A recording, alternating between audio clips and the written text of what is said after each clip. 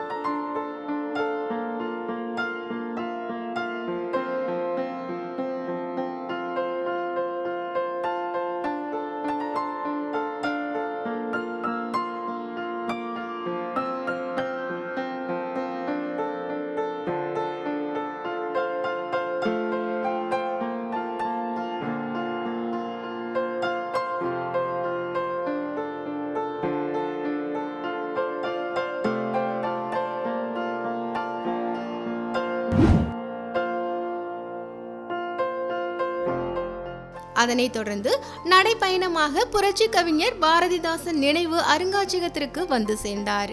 அங்கு அமைக்கப்பட்டிருக்கும் பாரதிதாசனின் உருவ சிலை மற்றும் உருவப்படத்திற்கு மலர் தூவி மரியாதை செலுத்தினார். பாரதிதாசன் படைப்புகள் மற்றும் வாழ்க்கை நிகழ்வுகள் அவருக்கு விளக்கப்பட்டது.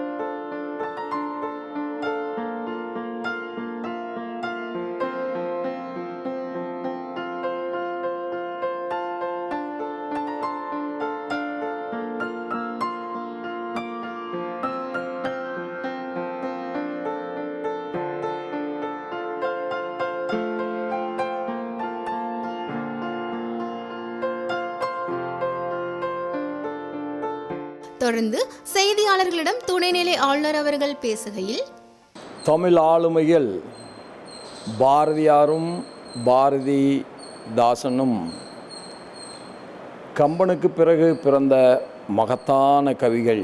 இன்றைக்கும் என்றைக்கும் தமிழ் வாழும் என்பதற்கு சான்றாக வாழ்ந்து காட்டியவர்கள். உணர்வு பெருக்கால் மக்களினுடைய உள்ளங்களில் நற்சிந்தனைகளை தட்டி எழுப்பியவர்கள். அவர்களுடைய வரிகள் தீப்பிழம்பு போல இருந்தாலும் தென்றலாய் இனிமையாய் நம் சிந்தனையை தூண்டுகின்ற தனிப்பெரும் ஆற்றல் மிக்க வரிகள் அவைகள். இன்றைக்கும் என்றைக்கும் தமிழ் வாழும் என்று சொன்னால் இது போன்ற மகாகவிகளினுடைய மகத்தான தமிழ் தொண்டே காரணம் என்றால் அது மிகையாகாது. அவர் இந்தியா என்கின்ற பத்திரிகையை நடத்தியிருக்கிறார். பாரதியாரினுடைய வேண்டுகோளை ஏற்று பாரதிதாசனும் ஒரு அற்புதமான இதழை நடத்தியிருக்கிறார்கள். கவிதா மண்டலம் என்கின்ற இதழை நடத்தியிருக்கிறார்கள்.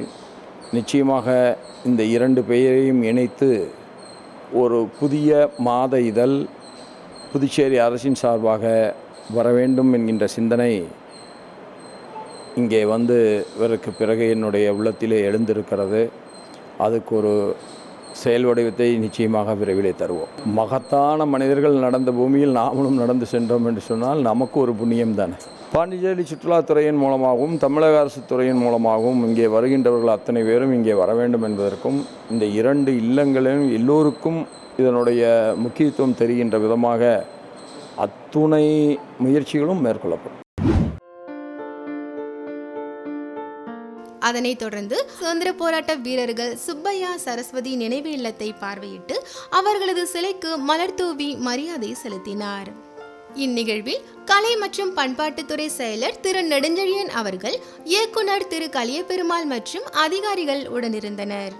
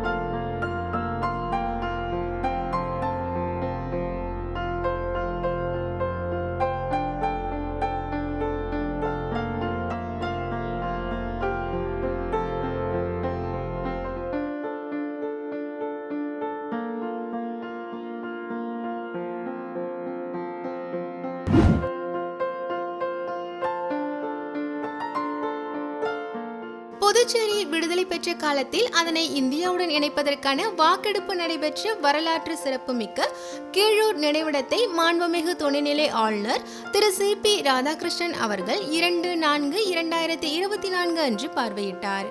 வாக்கெடுப்பில் கலந்து கொண்ட விடுதலை போராட்ட வீரர்களின் நினைவாக எழுப்பப்பட்ட நினைவு தூண்களை பார்வையிட்ட துணைநிலை ஆளுநர் அதனை அழகுபடுத்தவும் சுற்றுலாத்துறையின் மூலம் நினைவிடத்தை மேம்படுத்தவும் அதிகாரிகளை கேட்டுக்கொண்டார். பிற்கால சந்ததியினருக்கு புதுச்சேரியின் விடுதலை போராட்ட வரலாறு தெளிவுபடும்படியான ஏற்பாடுகளை செய்யுமாறும் கேட்டுக்கொண்டார்.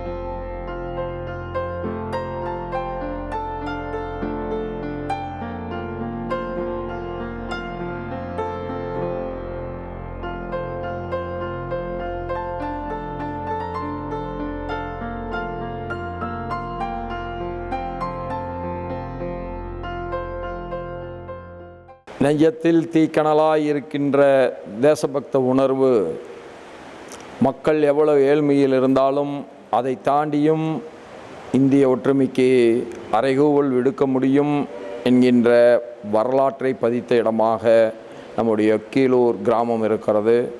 இங்கே கலந்து கொண்ட 178 பேரில் 170 பேர் அன்றைய பிரான்ஸ் வல்லரசுக்கு எதிராக இந்திய திருநாட்டோடு இணைய வேண்டும் என்று வாக்களித்திருப்பது எத்தகைய சுதந்திர வேட்கையும் தேசப்பற்றும் அவர் உள்ளங்களிலே இருந்திருக்கிறது என்பதை பறைசாற்றுகிறது. இந்த மகத்தான நிகழ்வு நடந்த இடத்திற்கு வந்து அத்தகைய பெரியவர்களுக்கு மரியாதை செலுத்துவதில் நான் மிகுந்த மகிழ்ச்சி கொள்கின்றேன், பெருமை கொள்கின்றேன். அதனைத் தொடர்ந்து புதுச்சேரி பாரதி பூங்காவில் உள்ள ஆயு மண்டபத்தை பார்வையிட்ட துணைநிலை ஆளுநர் ஆயு மண்டபத்தை அழகுபடுத்தவும் பூங்கா சூழலை மேம்படுத்தவும் அங்கு அமைக்கப்பட்டுள்ள வரலாற்று சின்னங்கள் குறித்த குறிப்புகள் பொதுமக்கள் அறிய எழுதி வைக்கவும் கேட்டுக்கொண்டார். புதுச்சேரியை பசுமை நகரமாக மாற்றுவதற்கான அனைத்து நடவடிக்கைகளையும் விரைவுபடுத்துமாறு உள்ளாட்சித்துறை அதிகாரிகளை கேட்டுக்கொண்டார். பாரதி பூங்காவில் உள்ளாட்சித்துறை இயக்குனர் திரு சக்திவேல் அவர்கள் மற்றும் புதுச்சேரி நகராட்சி ஆணையர் திரு கந்தசாமி ஆகியோர் உடனிருந்தனர்.